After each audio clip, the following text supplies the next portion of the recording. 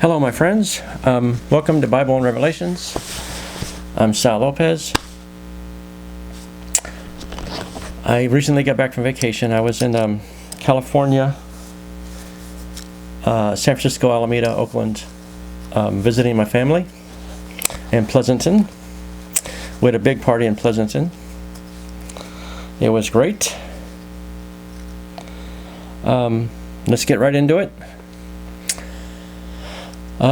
This is episode 58B, the notes from Genesis 29, where Jacob meets Rachel.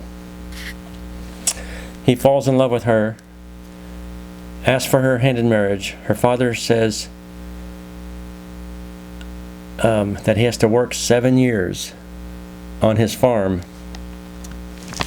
ranch, whatever, first before he can marry Rachel, which is ridiculous, but I guess it was common back then. He loved Rachel so much he agreed, but then the father tricked him. After the 7 years, he married Jacob to his other daughter,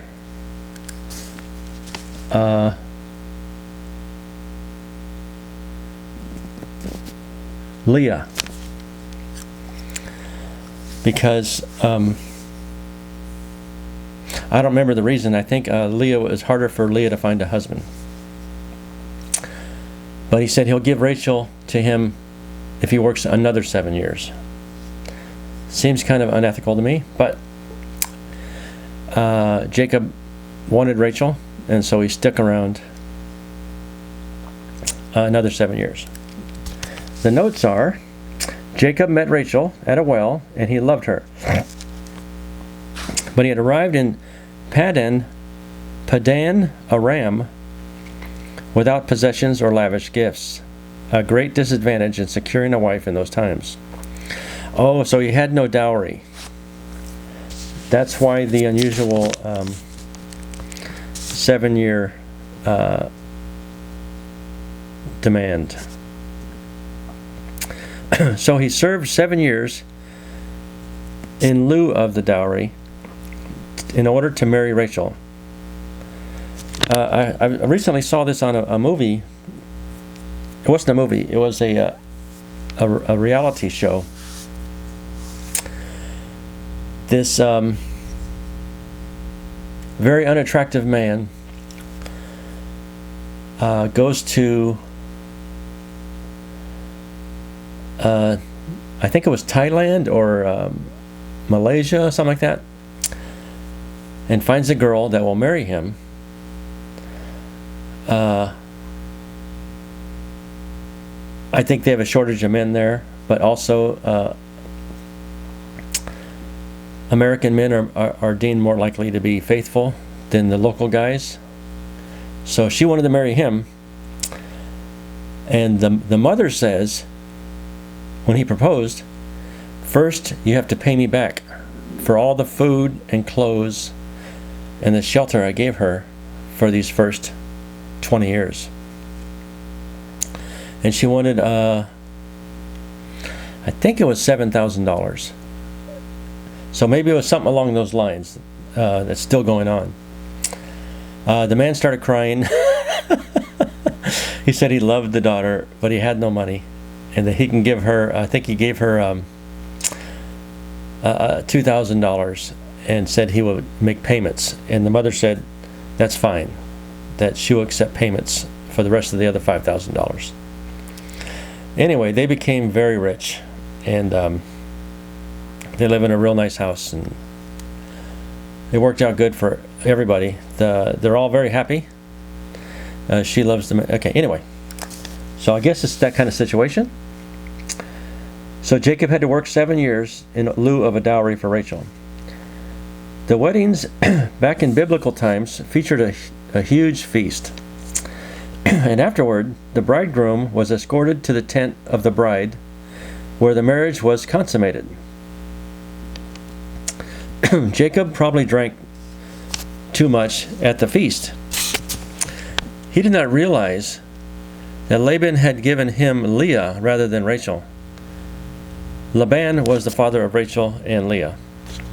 So apparently, at the wedding feast,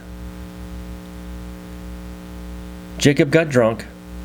He goes to the tent, and in there, instead of Rachel, is Leah. Laban gave him his daughter Leah instead of Rachel.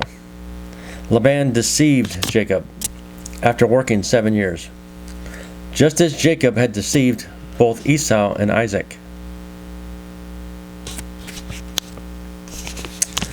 Oh, yes, Jacob stole the birthright from Esau, his older brother, when Isaac said, "Come into my..." Isaac couldn't see very well. He was very old and dying. He said, "Come in and receive my blessing." And Isaac was going to pass on God's blessing on him to Esau. But Jacob snuck in the tent and got the blessing instead of Esau, which I guess was a very real thing. And so Jacob would be very wealthy and taken care of by God. So Jacob deceived Esau and Isaac, and now he was deceived by Laban. Polygamy was practiced in ancient times, but often produced family struggles. The quote that Jacob fulfilled her week probably refers to the expectation that a newly married couple would honeymoon for a week. With his obligation to Leah complete, Jacob finally married Rachel. So he had Leah and Rachel now. The birth of Jacob's first 11 sons were met with joy. But there was also a backdrop of sadness because of the rivalry between Leah and Rachel.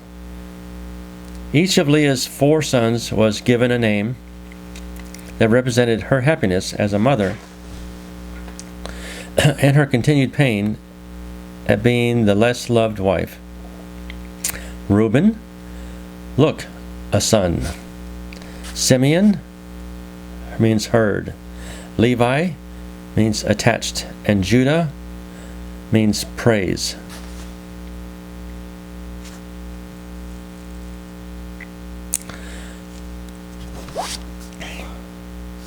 Okay, that's all the notes for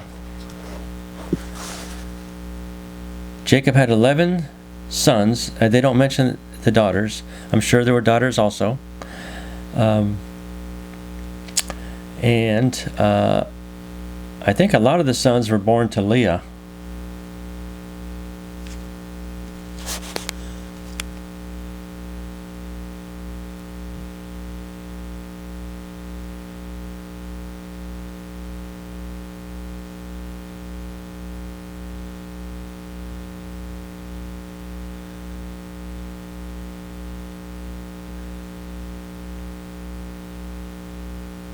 Oh, okay. So Laban's reasoning for substituting Leah for Rachel was that Leah was older than Rachel, and it was their custom in that land. The older daughter was to be married first. So in order to get to Rachel, he had to marry Leah. Well, it worked out pretty good for Jacob, I'd say. 11 sons, that is really good. Okay, well, remember to pray the Lord's Prayer every day. God's going to use those prayers as ammunition when pardon my t-shirt, I forgot to put on a shirt. Anyway, God's going to use those prayers as ammunition during the tribulation when he's fighting Satan and his followers, which apparently is at least half of the earth. God bless you, and I'll talk to you next week.